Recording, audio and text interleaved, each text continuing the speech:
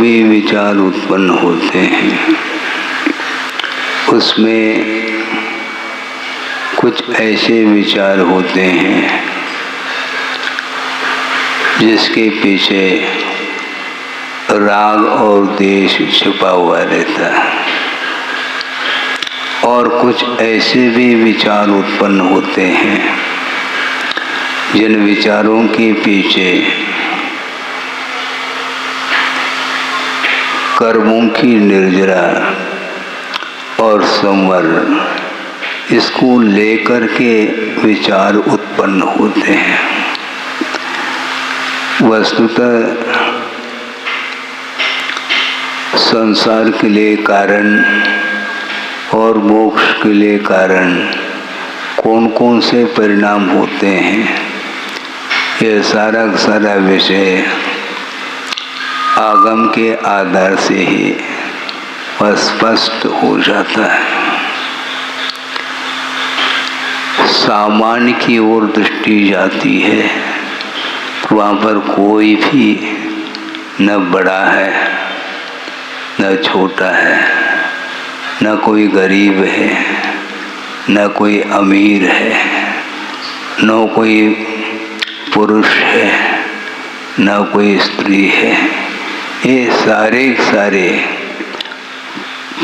पर्याय की दृष्टि से भिन्न भिन्न अवस्थाओं की ओर दृष्टि रखने से ही ये सब विकल्प मन में आते हैं, और इन विकल्पों को लेकर के बहुत कुछ पाप का अर्जन होता है, और इन अवस्था विशेषों को गौण करते हैं।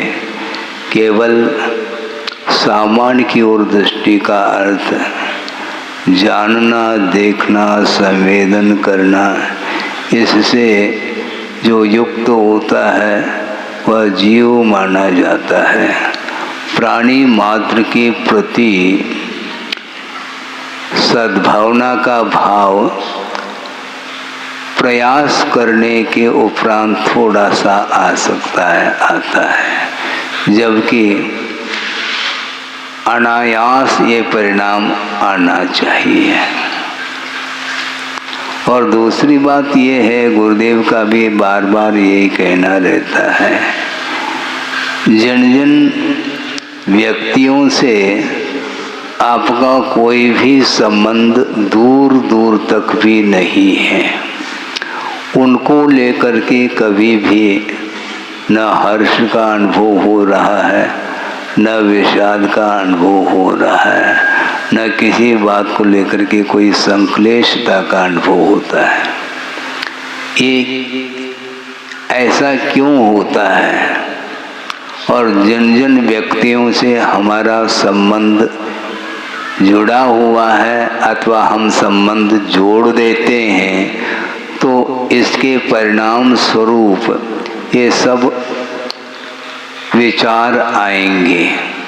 तो कोई दूसरा उलझाने वाला नहीं है, हम स्वयं उलझ रहे हैं, ऐसा गुरुदेव का कहना। बात तो बिल्कुल ठीक है, कौन उलझा सकता है मुझे?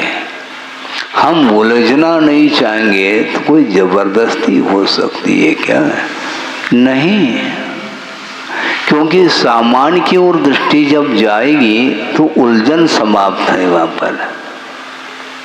वहाँ पर कोई बड़ा छोटा कुछ है ही नहीं। व्यवहार का लोप कर रहा हूँ ऐसा नहीं, किंतु समीचीन व्यवहार करते रहें, किंतु किसी भी प्रकार से हर्ष और विषाद के लिए रागादिक जो कालुष्य भाव है वो उत्पन्न न हो, ये एकमात्र सावधानी हमें रखनी चाहिए। नहीं है तो बहुत कठिन हो जाएगा। और मोक्ष मार्ग इतना सरल है, उससे बढ़कर के और कहीं भी सरलता देखने को नहीं मिलेगी। हाँ, क्योंकि मोक्ष मार्ग में सरल होने का नाम ही मोक्ष मार्ग है। तो महाराज, संसार में बहुत सारे ऐसे लोग हैं जो बिल्कुल सरल दिखाई देते हैं तो उनको हम क्या कहें? उनको कुटिल कहें क्या? हमें कहना कुछ नहीं है, किंतु दिखाई पड़ रहे हैं सरल। उसका उद्देश्य क्या है, ये उनका विषय है। हाँ, बगुला आपने देखा है? सफेद होता है, लेकिन भीतर कैसा होता है भगवान मालिक है। और कौवा जो है ना, काला दिखाई पड़ रहा है। बड़ी विचित्र दशा है। ये जो शारीरिक जो वर्ण है, इसके माध्यम से भीतर का क्या वर्ण है, भीतर सुवर्ण है क्या काला है क्या है, वह विषय पकड़ना बहुत कठिन है। एक श्लोक आता है, स्मरण में आ रहा है कि यही उदाहरण दिया है, बकवृत्तिम समालंब्य वंचकैर वंचितम जगत कौटिल्य कुशलई पाप प्रसन्नई कश्मलाशयई। ऐसा कहा कि संसारी प्राणी की वृत्ति तो देखो, बकवृत्तिम समालंब्य, जो बगुले की जो वृत्ति है वो एक टांग पर खड़ा है, बिल्कुल उसमें किसी भी प्रकार से वाइब्रेशन नहीं है, निष्पन्द खड़ा है, लेकिन भीतर से निष्पन्द नहीं है वो। पहले भी हमने बात कही थी, फिर से दोहरा दे तो ज़्यादा अच्छा है। मराठी की कहावत, दिसतय तस नसतय म्हणून जग फसतय। जो पूरा संसार जो है ना, वह उलझन में आ रहा है, वो फंस रहा है। क्यों? जो देखने में आ रहा है वो वैसा है ही नहीं, इसलिए वह आकर्षित होकर के उसके साथ संबंध जोड़ने का प्रयास करता है, और त्यों ही वह उसमें जाल में आ जाता है। जाल को समझना बहुत कठिन है, बहुत सूक्ष्मतम जाल है। ये कर्म का जो जाल है वह पकड़ में ही नहीं आता है। सत्वेन दुर्वधारा इसी को बोलते हैं। वह इतना सूक्ष्म है, जो कार्मिक संबंध माना जाता है, बहुत सूक्ष्मतम है। वो दिखाई नहीं पड़ता, किंतु वह जाल में ले लेता है संसारी प्राणी को। उससे हमें बचना है। प्रति समय किसी न किसी निमित्त को लेकर के परिणाम उत्पन्न होते हैं, उसमें कालुष परिणाम से बचने का उपदेश दिया गया है आगम में। हमें कलुषता ठीक नहीं, परिणामों को उज्जवल बनाना है, और उज्जवल बनाने के लिए बहुत पुरुषार्थ की आवश्यकता पड़ती है, जबकि कालुष परिणाम अनायास उत्पन्न हो सकते हैं। लौकिक मित्रता की बात नहीं करना चाहता है, किंतु परमार्थ में मैत्री भाव किसको बोला है? प्राणी मात्र के जीवन में दुख ही उत्पन्न न हो भगवान, इस प्रकार का जो भाव है उसी का नाम वस्तुतः मैत्री भाव कहा है। दुख उत्पन्न होने पर ट्रीटमेंट करना, उपचार आदि करना, ये कारुण्य भाव के अंतर्गत आता है, किंतु ऐसे उज्जवल परिणाम है कि इसके जीवन में वह घड़ी ना आए, दुख उत्पन्न ही न हो। तो दुख उत्पन्न होता किससे है? कर्म के उदय में दुखी होता है, और बोलता क्या, इसने मुझे दुखी बनाया है।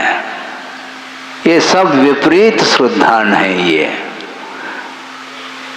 स्वयं ने अज्ञान दशा में जो भी कर्म का अर्जन किया है वह भिन्न भिन्न निमित्तों को लेकर के उदय में आ रहा है, उसके कारण वह दुखी हो रहा है।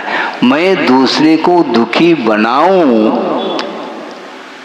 ये मिथ्या भाव है।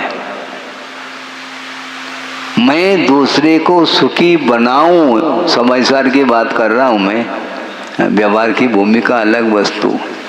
किंतु कुंदकुंद स्वामी ये कहना चाह रहे हैं, मैं दूसरे को मन से, वचन से, काया से दुखी बनाता हूँ या बनाऊं, ये जो भाव है ये विपरीत भाव माने जाते हैं। क्योंकि सामने वाला दुखी जो होगा वो उसके कर्म के उदय में होगा। वो तुम दुखी नहीं बना सकते, ये ध्यान रखो। जिसका तीव्रतम पुण्य कर्म का उदय चल रहा है उसको दुखी बनाओ, बना सकते हैं क्या? संभव नहीं है। बनाओ, भगवान बैठे उनको दुखी बनाओ ना, बनाओ, हिम्मत हो तो। संभव नहीं। साक्षात प्रभु का दर्शन तो संभव है, किंतु ओनली सी, डोंट टच। वहां पर स्पर्श ही नहीं कर पाओगे, दुखी बनाना तो छोड़ो तुम, वहां तक उस रेंज में तुम नहीं पहुंच पाओगे। दुखी बनाने का भाव क्यों करते हो? अच्छे भाव भी किए जा सकते हैं ना। कोई दुखी है, उसके दुख को दूर करने का जो पवित्रतम परिणाम है ये बहुत दुर्लभतम परिणाम माने जाते हैं।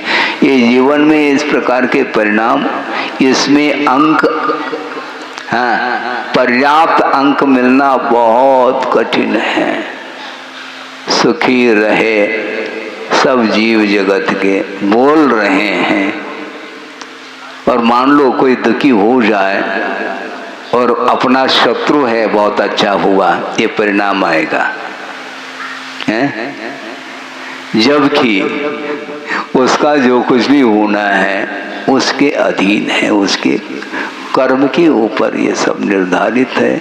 लेकिन ये सब कुछ मन में विपरीतताएं आती चली जाती हैं, नहीं आना चाहिए।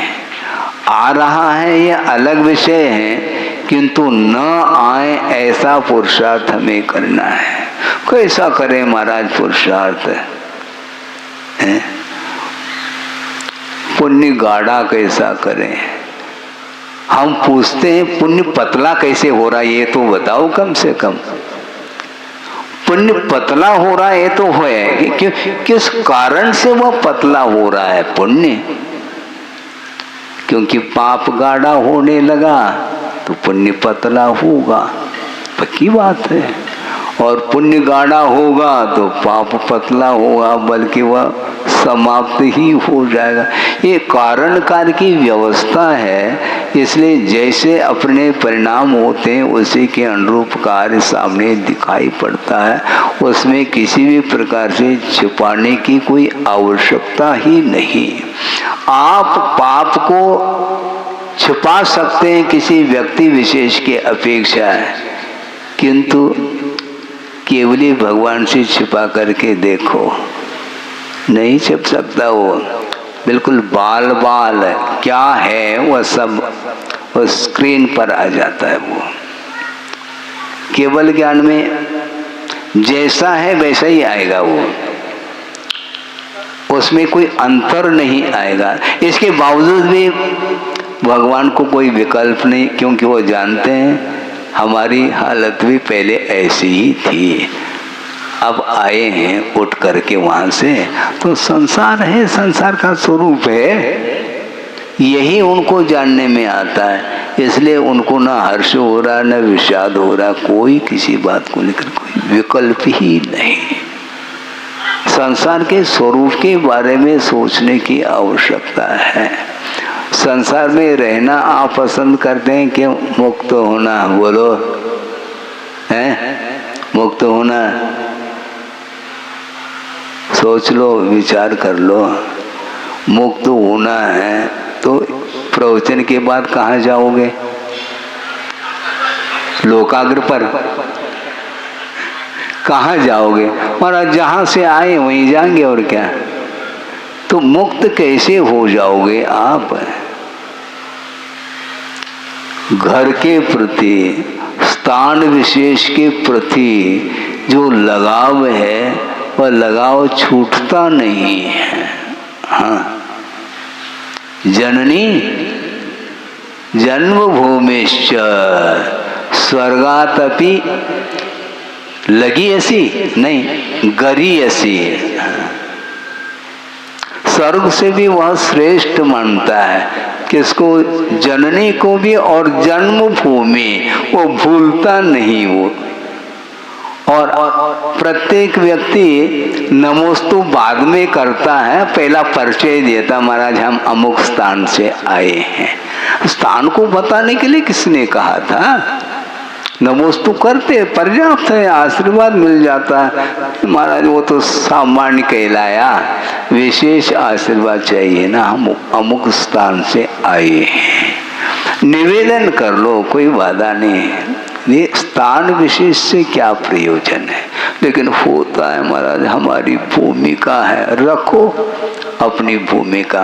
और यदि भूमिका में रखना चाहो तो उसी भूमिका में रहोगे। उस भूमिका से यदि मान लो ऊपर उठना है, इन सभी बातों को भूलना आवश्यक है। नहीं भूलता है वो। ये किसके कारण होता है? 8 कर्मों में से ये कई है, बस वो राजा है, वो बाकी सब प्रजा है। अन्य जितने भी कर्म है वो राजा नहीं है, केवल मोहनी के कारण ही ये सब कुछ हो रहा है।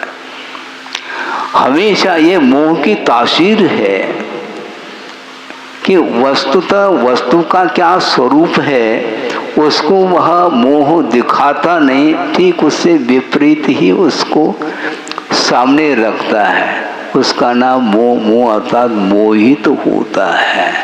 मोहित, मोह्यति इति मोह, जो मोहित कराएं उसका नाम मोह है। हमें किसी से भी मोहित नहीं होना है। मोहित होना है तो आत्मा से मोहित हो जाओ। महाराज ये तो हमेशा आप मंच पर बैठते हैं तो आत्मा की चर्चा करते हैं, ठीक है, शरीर की करो, फिर किसकी चर्चा करना चाहो? एक औदारिक शरीर एक ऐसा शरीर है जिसके माध्यम से मुक्ति मिल सकती है। अन्य गतियों में जो शरीर है उसके माध्यम से मुक्ति नहीं मिलेगी। औदारिक, यह औदारिक तन है। और आगे बहुत कठिन है वो औदारिक तन मिलना, तो ठीक है, तो गुप्ती समिति आदि निष्दिन रत हैं, बहुत कठिन होता है। निरंतर जो है स्वरूप को सामने रख करके चिंतन करना एक खेल नहीं। बहुत जल्दी वह ऊब जाता है, बहुत जल्दी क्या, वो पता नहीं पड़ता कि कब झपकी आ जाती है। हाँ, राग की कुछ मनोरंजन की बात कर दें तो ताली नहीं है तो क्या है? एक बात की बात है, एक बार ऐसे ही हुआ था। एक महाराज को गुरुदेव ने प्रवचन के लिए कहा और गए, और अच्छे शुद्ध अध्यात्म परक उन्होंने प्रवचन किया। मैं भीतर बैठे बैठे सुन रहा था। एक व्यक्ति ने भी ताली नहीं बजाई हैं। और दूसरे दिन दूसरे महाराज को भेजा और उन्होंने कुछ ऐसा प्रसंग दे दिया जिसके कारण तालियां बज रही थी। हमने ऐसा कुछ सुनाया नहीं, फिर भी बज रही ताली। होता ऐसा ही है। प्योर जो है ना रुचता नहीं, वीत रागता रुचना बहुत विरलों को है। महाराज उसमें कुछ है ही नहीं, आपको क्या समझ में आ रहा है हमें पता नहीं। एक व्यक्ति ने कहा था कि महाराज खाली हो जाएंगे ऐसे यदि आप सुनाते रहेंगे तो आप भरना किससे भरना चाहो है? खाली का अर्थ क्या होता है? चिंतन भी मत करो कह रहे हैं आचार्य महाराज, फिर खाली हो जाएंगे, फिर क्या बैठे बैठे बैठे निठल्ले बैठे हैं तो अकर्मण्यता आ जाएगी, ऐसा कोई कह सकता है? ठीक है, कर्म करते रहो। फिर अकर्मण्यता नहीं, किंतु वस्तुतः उपयोग अन्यत्र जो जा रहा है वह अस्थिरता के कारण जा रहा है अथवा अन्य वस्तुओं से प्रभावित होने के कारण उस ओर उपयोग बार बार चला जा रहा है, उसको संयत बनाना चाहिए। लेकिन संयम रुचे तब की बात है, रुचता नहीं हो तो कैसे रुचेगा महाराज? तुम प्रतीक्षा करोगे तो रुचेगा नहीं, क्योंकि किसी न किसी उद्देश्य को लेकर के अपेक्षा लेकर के वह कर रहा है, इसलिए वह नहीं रुचता है, वह परिणाम चाहता है। चाहो कुछ भी नहीं, परिणाम मिलेगा। परिणाम की ओर दृष्टि होगी तो निश्चित रूप से वह भविष्य में जी रहा है, वर्तमान में नहीं। क्या पता कितने नंबर मिलेंगे? अरे जब मिलेंगे तब मिलेंगे, अभी से टेंशन क्यों पाल रहे हो? टेंशन पालोगे तो फिर लिख नहीं पाओगे पेपर। जब जो मिलेगा तब मिलेगा, इसमें क्या दिक्कत है? लेकिन महाराज बुखार आ जाता है परीक्षा कहते ही, तो परीक्षा से बुखार क्यों आता है? वो कौन सा बुखार है? वो वायरल है? कौन सा बुखार है बताओ? किस निमित्त से बुखार आ रहा है? वो डर भय बना रहता है कि ऐसा न हो, ऐसा न हो कि मैं फेल न हो जाऊं। इस प्रकार भाव आते हैं, किंतु उनके लिए ये कहा जाता है कि इस प्रकार भयभीत होने से काम नहीं चलेगा।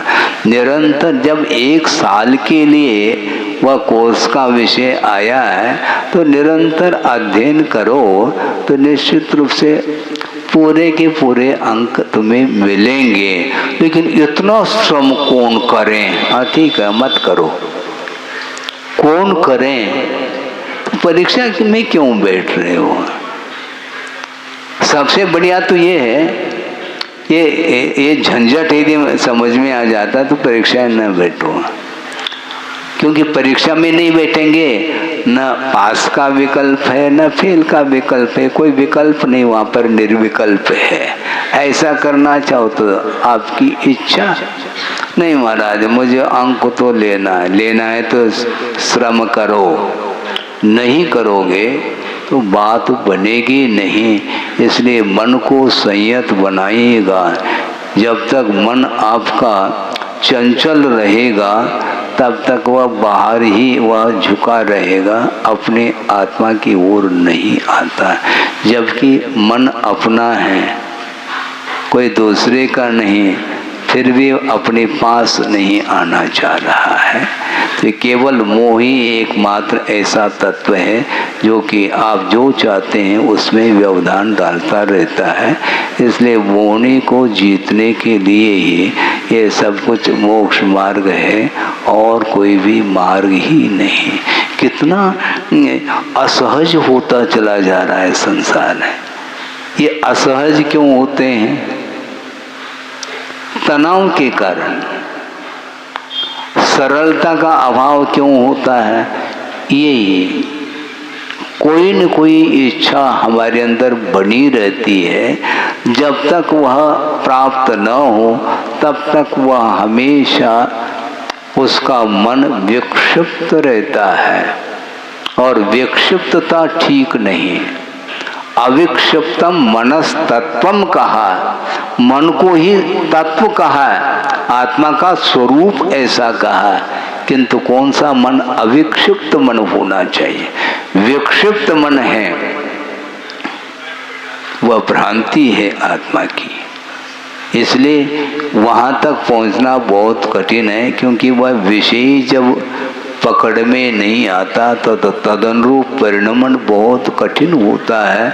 इसलिए अपने अपनी भूमिका के अनुरूप आप जितना अपने आप को ऊपर उठा सको उठा सकते हैं, क्योंकि स्टेप बाय स्टेप बोलते हैं आप लोग, क्रम से चलिए, एक सीढ़ी चढ़ते चढ़ते चढ़ते ही पार्श्वनाथ टोंक तक पहुंच पाएंगे। उसी प्रकार हाँ चलना तो है, ताली बजा रहे हैं, पहुंच गए हैं क्या वहाँ पर? पहुँचे नहीं महाराज, लेकिन स्टेप बाय स्टेप आपने कहा है, तो इसी प्रकार हम आगे बढ़ना चाहते हैं। समय आपका हो गया है, काफ़ी विषय दे चुके हैं।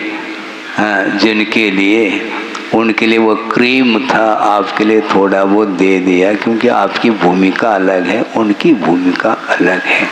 इसलिए अपने अपने लक्ष्य को लेकर के जो व्यक्ति आगे बढ़ता है, उसके योग्य जो कारण कलाप हैं उनका आलम्बन लेते हैं, तो निश्चित रूप से हम अपने गंतव्य तक पहुंच सकते हैं। पहुंचने का प्रयास पुरुषार्थ करते चले जाएं तो निश्चित रूप से आप जो इच्छा आपकी है उसकी पूर्ति हो सकती है। हो इस पवित्र भावना के साथ अहिंसा परमो धर्म की जय। बोधि समाधि परिणाम शुद्धि स्वात्मोपलब्धि शिव शोक सिद्धि चिंतामणिम चिंतित वस्तुदाने त्वामंदवानस्य ममास्तु देवी। परम पूजाचार्य गुरुवर श्री विद्यासागर जी महाराज की जय।